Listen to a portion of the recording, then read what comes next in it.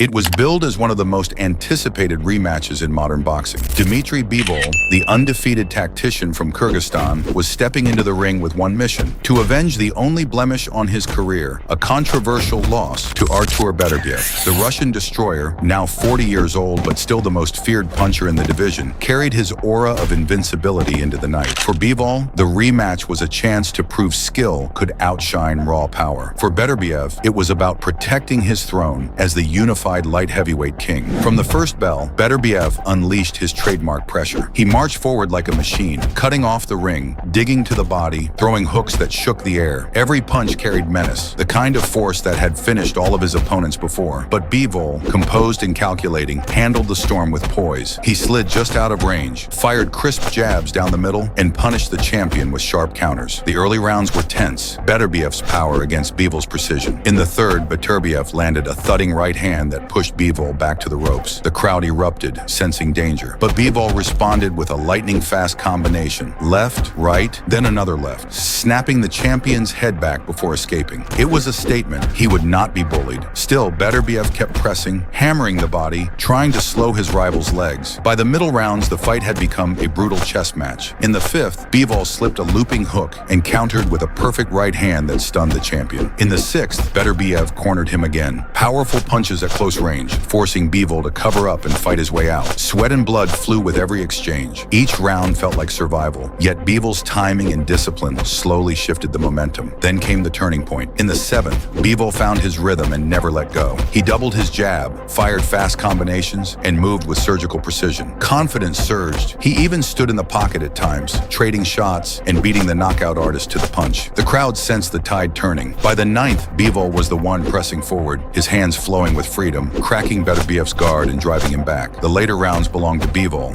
He unleashed a dazzling three-punch combination that split Beterbiev's defense and forced him into retreat. In the 11th, he slipped under a monstrous hook and answered with a clean punch, followed by a left hand that rocked the champion. Beterbiev swung desperately, trying to land the one blow that could change everything. But Bivol smothered his attempts with volume, footwork, and relentless accuracy. By the 12th, the picture was clear. Beterbiev, once the immovable destroyer, looked weary, bloodied, and frustrated. Bivol, fresh and confident, closed the show with sharp combinations, refusing to give ground. When the final bell rang, the decision was undeniable. Dmitry Bivol had done the unthinkable. He handed Artur Beterbiev the first loss of his career. The aura of invincibility had been shattered, and in that moment, Bivol didn't just win a fight, he rewrote the story of an era.